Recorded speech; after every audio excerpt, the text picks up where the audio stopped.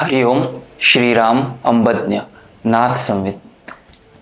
मी प्रमोद सिंह माने, डोंबिवली पश्चिम उपासना केंद्र।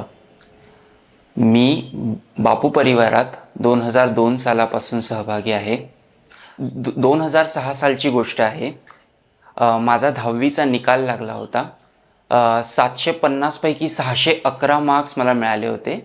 81.46 अशी टक्केवारी होती की मी कॉमर्स घेईन आणि त्यानुसार अभ्यास करेन, कारण मला असं वाटायचं की सायन्सचा अभ्यास मला झेपणार नाही।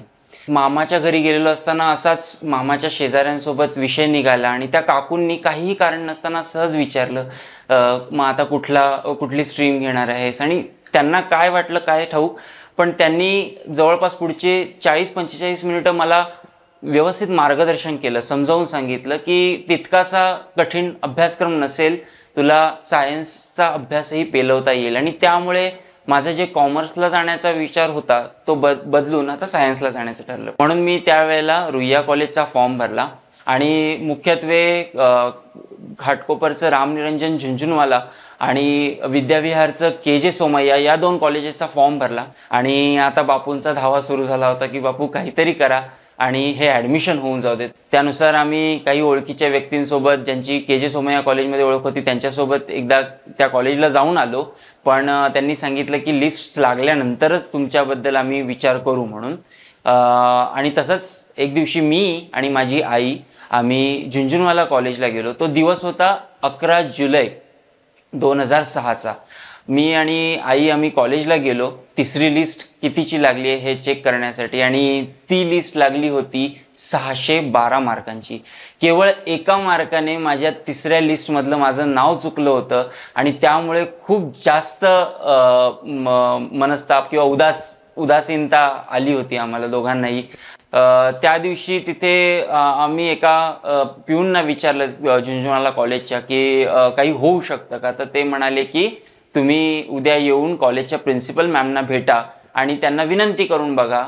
तो विषय काढून झाला आणि मी आणि आई आम्ही घाटकोपर स्टेशनला येऊन उभे राहिलो।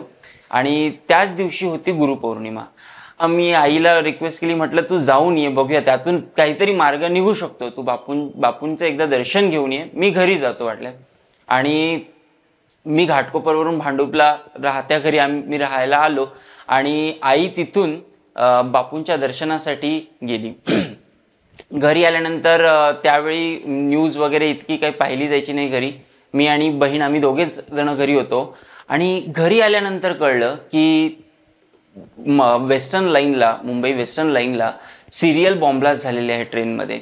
आणि हे ज्यावेळी आम्हाला दोघांना कळलं त्यावेळी आमच्या अंगावर शहारे आले, हातपाय कापायला लागले की आई आत्ताच त्या दरम्यानच त्या ट्रेनने तिथून बापूंच्या दर्शनासाठी गेलेली आहे आणि आता काय होणार हे काही कळायला मार्ग नाही। आईकडे मोबाईल नव्हता, त्यामुळे घरी मोबाईल असल्यामुळे आम्ही फक्त तिच्या फोनची वाट बघू शकत होतो की ती सुखरूप असावी आणि तिने आम्हाला फक्त कॉन्टॅक्ट करावा काहीही करून। आणि मग बापूंचा धावा सुरू झाला की बापू काहीही करा, फक्त ह्या प्रसंगातून व्यवस्थित आम्हाला सुखरूप बाहेर काढा। रात्री 10-10:30च्या सुमारास आईचा फोन PC-वरून तिने मला फोन केला आणि आम्हाला सांगितलं की घाबरण्याचं कारण नाही, मी लाईनला येऊन इथे उभी राहिली दर्शनासाठी आणि इथे आम्हाला व्हॉलंटियर्सनी कळवलं की अशा पद्धतीने सिरियल ब्लास्ट झालेले आहेत। बहुतांशी ज्या ट्रेनमधून आई कांदिवलीला उतरली त्याच ट्रेनमध्ये शेवटचा ब्लास्ट झाला होता। पण बापूंची कृपा इतकी अगाध की त्यांनी काहीही होऊ न देता आईला सुखरूप त्या ठिकाणी दर्शन रांगेपर्यंत आणलं। दर्शन झालं। आईने सांगितलं की आता मी इथून बसेस सोडलेल्या आहेत, मी बसने घरी येते। आणि जे कॉलेजच्या ॲडमिशनचं टेन्शन होतं ते कुठे पळून गेलं होतं आणि ती सुखरूप घरी आली, यातच आम्हाला आता खूप आनंद होता। दुसऱ्या दिवशी सकाळी कॉलेजच्या मॅमना भेटायला जायचं होतं, प्रिन्सिपलना भेटायला जायचं होतं। आणि कॉलेजच्या आवारातून आत जाताना त्यांनी बोर्ड बघितला जिथे लिस्ट लागते, तर त्या बोर्डवर तर काही नाव वगैरे लिहिलं नव्हतं।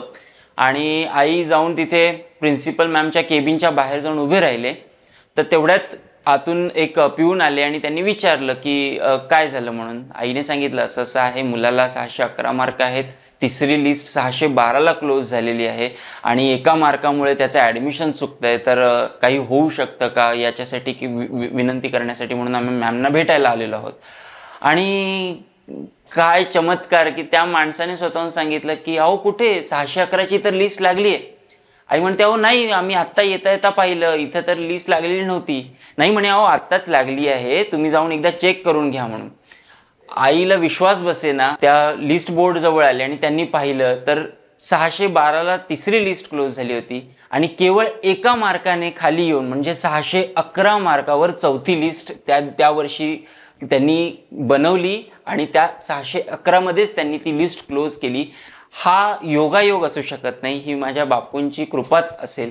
आणि हे ज्यावेळी घडलं त्यावेळी आईला मला ज्यावेळी कळलं त्यावेळी आमच्या आनंदाला पारावर उरला नाही. आणि आदल्या दिवशीपासून म्हणजे गुरुपौर्णिमेपासून ती लिस्ट लागण्यापर्यंत जो घटनाक्रम होता तो इतका नाट्यमय होता की एखाद्याला सांगून त्याच्यावर विश्वास बसणार नाही.